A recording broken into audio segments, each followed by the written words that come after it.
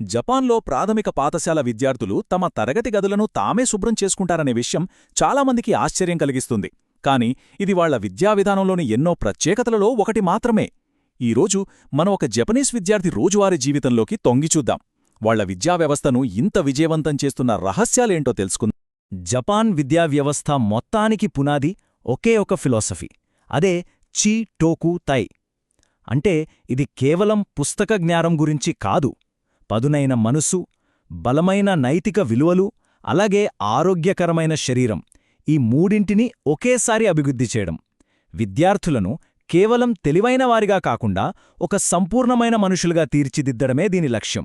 సరే, ఈ ప్రయాణంలో మనం ఏం చూడబోతున్నామంటే, మొదట బాధ్యతతో రోజు ఎలా మొదలవుతుందో చూద్దాం. ఆ తర్వాత తరగతి గదిలోకి వెళ్దాం. లంచ్, ఇతర పనుల ద్వారా వ్యక్తిత్వాన్ని ఎలా నిర్మిస్తారో తెలుసుకుని పాఠశాలను ఒక చిన్న సమాజంగా ఎలా చూస్తారో పరిశీలిద్దాం. చివరగా మనం నేర్చుకోగల 5 ముఖ్యమైన పాఠాలతో ముగిద్దాం. జపాన్లో మొదటి పాఠం తరగతి గదిలో మొదలవదు. అది ఎక్కడ మొదలవుతుందంటే ఇంటినుంచి పాఠశాలకు చేసే ఆ ప్రయాణంలోనే. బాధ్యత, స్వాతంత్ర్యం లాంటివి ఇక్కడే నేర్చుకోవడం మొదలుపెడతారు. అవును, జపాన్లోని చాలామంది పిల్లలకి స్కూల్ డే ఇలాగే మొదలవుతుంది. స్నేహితులతో కలిసి నడుస్తూ, ముందుగా నిర్ణయించిన రూట్లలో కలుసుకుని, నిన్న రాత్రి టీవీ షోల గురించి, వీడియో గేమ్ల గురించి కబుర్లు చెప్పుకుంటూ కలిసి స్కూల్కి వెళ్తారు. ఇది మామూలు నడక కాదు, ఇదో అద్భుతమైన వ్యవస్థ. సీనియర్ స్టూడెంట్స్ జూనియర్స్కి దారి చూపిస్తారు. ఇక దారి పొడవునా వాలంటీర్లు, స్థానిక దుకాణదారులు నిలబడి వాళ్లని గమనిస్తూ ఉంటారు. అంటే పిల్లల భద్రత కేవలం తల్లిదండ్రుల బాధ్యతే కాదు, అది మొత్తం సమాజం బాధ్యతగా భావిస్తారు. ఇక క్లాస్రూంలోకి అడుగుపెట్టగానే బాధ్యతా పాఠాలు కంటిన్యూ అవుతాయి. నిచ్చోకు అనే ఈ రోజువారీ డ్యూటీ ద్వారా ప్రతి స్టూడెంట్ వంతలవారీగా ఉదయం పలకరింపులకు నాయకత్వం వహించడం దగ్గర్నుంచి క్లాస్రూంని శుభ్రంగా ఉంచే వరకు రకరకాల పనులు చేస్తారు. ఇది చిన్న వయస్సునుంచే వాళ్లలో ఒక ఓనర్షిప్ ఫీలింగ్ను కలిగిస్తుంది. సరే, ఇప్పటిదాకా బాధ్యతల గురించి చూశాంగదా, మరి ఈ ఫిలాసఫీ అకాడమిక్ సబ్జెక్టుల్లోకి ఎలా వెళ్తుందో ఇప్పుడు చూద్దాం. ఒక దేశమంతా ఒకే సిలబస్ ఫాలో అవుతుంటే మరి టీచింగ్ ఎలా క్రియేటివ్గా, లోతుగా ఉంటుంది? కానీ జపాన్ ఈ బ్యాలెన్స్ని సాధించింది. వాళ్ల కరికులం స్టాండర్డ్ అయినా చెప్పే విధానం మాత్రం చాలా డైనమిక్గా ఉంటుంది. ఉదాహరణకి మ్యాథ్స్ తీసుకుందాం. ఇక్కడ టార్గెట్ కేవలం రైట్ ఆన్సర్ చెప్పడం కాదు, అసలు విషయమేంటంటే ఒకే ప్రాబ్లంని ఎన్ని రకాలుగా సాల్వ్ చేయొచ్చు అని ఆలోచించడం. స్టూడెంట్స్ తమ ఆలోచన విధానాలను ఒకరికొకరు వివరిస్తారు, వాదిస్తారు. దీనివల్ల లోతైన అవగాహన పెరుగుతుంది. ఇదే పద్ధతి లాంగ్వేజ్లో కూడా కనిపిస్తోంది. పిల్లలకి కష్టంగా అనిపించే కంజి అక్షరాలని వాళ్లు రోజూ మాట్లాడే పదాలతో కనెక్ట్ చేసి నేర్పిస్తారు. దీనివల్ల నేర్చుకోవడం చాలా తేలికవుతోంది. ఈ మొత్తం విధానం వెనుక ఉన్న నమ్మకం ఒక్కటే: ప్రతి స్టూడెంట్కి వాళ్ల బ్యాక్గ్రౌండ్తో సంబంధం లేకుండా ఒకే రకమైన హై క్వాలిటీ ఎడ్యుకేషన్ అందాలి. ఎక్కడ అకాడమిక్ ట్రాకింగ్ ఉండదు. అంటే బాగా చదివేవాళ్లు, యావరేజ్ స్టూడెంట్స్ అందరూ ఒకే క్లాస్లో కలిసి నేర్చుకుంటారు, ఒకరికొకరు హెల్ప్ చేసుకుంటారు. ఇక కొన్ని చాలా ముఖ్యమైన పాఠాలు క్లాసురూమ్ బయట జరుగుతాయి, ముఖ్యంగా లంచ్ టైంలో. జపాన్లో లంచ్ టైం అంటే బ్రేక్ కాదు, అదొక సబ్జెక్ట్. అవును, దీన్ని షోకుయికు అంటారు. అంటే ఫుడ్ అండ్ న్యూట్రిషన్ ఎడ్యుకేషన్. ఇది కరికులంలో ఒక అఫీషియల్ పార్ట్. ఈ మెనూలని ప్రొఫెషనల్ న్యూట్రిషనిస్టులు డిజైన్ చేస్తారు. ప్రతి మీల్ ఫ్రెష్గా, లోకల్ ఇంగ్రీడియంట్స్తో చేస్తారు. అది చాలా టేస్టీగా, బ్యాలెన్స్డ్గా ఉంటుంది. ఇంకో విషయమేంటంటే వాళ్లు తమ టీచర్లతో కలిసి క్లాస్ రూంలోనే లంచ్ చేస్తారు.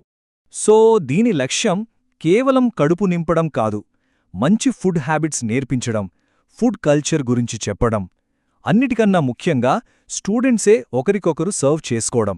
దీనివల్ల కోఆపరేషన్, సోషల్ స్కిల్స్ పెరుగుతాయి. లంచ్ అయిపోయాక అసలైన పాఠం మొదలవుతుంది. అదే క్లీనింగ్. అవును, మీరు విన్నది నిజమే. స్టూడెంట్స్ తమ క్లాస్రూమ్లని, కారిడార్లని, చివరికి టాయిలెట్స్ని కూడా వాళ్లే క్లీన్ చేసుకుంటారు. చాలా జపనీస్ స్కూళ్లల్లో జానిటర్స్ అనేవాళ్లు ఉండరు. ఇది వాళ్ల పరిసరాల పట్ల వాళ్లకి గౌరవాన్ని, బాధ్యతని నేర్పుతుంది. పాఠశాల రోజు అంటే కేవలం అకడమిక్స్ మాత్రమే కాదు, అదొక చిన్నపాటి సొసైటీని నిర్మించడం లాంటిది. ఈ కాన్సెప్ట్నే వాళ్లు టొకత్సు అంటారు. ఇవి నార్మల్ క్లాసుల్లా కాకుండా స్పెషల్ యాక్టివిటీస్. ఇక్కడ స్కూలే ఒక చిన్న సమాజం. ఆ సమాజాన్ని నడపడంలో స్టూడెంట్స్ యాక్టివ్గా పార్టిసిపేట్ చేస్తారు. అలా వాళ్ళు సోషల్ లైఫ్ గురించి నేర్చుకుంటారు. ఇందులో స్పోర్ట్స్ డే లాంటి పెద్ద పెద్ద ఈవెంట్స్ ఉంటాయి. అలాగే స్టూడెంట్స్ తమ టాలెంట్స్ చూపించే కల్చరల్ ఫెస్టివల్స్ కూడా ఉంటాయి. ఇవన్నీ కేవలం ఫన్ కోసం కాదు, స్కూల్ స్పిరిట్ని, టీమ్ యూనిటీని పెంచడానికి చాలా హెల్ప్ చేస్తాయి. ఈ టొక్కట్స్లో స్టూడెంట్సే లీడర్స్. క్లాస్లో ఏమైనా ప్రాబ్లమ్స్ వస్తే వాళ్లే చర్చించుకుని సాల్వ్ చేసుకుంటారు. స్టూడెంట్ కౌన్సిల్ ద్వారా స్కూల్ మేనేజ్మెంట్లో కూడా పాల్పంచుకుంటారు. ఇంకా వేర్వేరు ఏజ్ గ్రూప్స్ వాళ్లతో కలిసి క్లబ్స్లో పార్టిసిపేట్ చేస్తారు. ఇది వాళ్లకి నిజమైన లీడర్షిప్ ఎక్స్పీరియన్స్ ఇస్తుంది.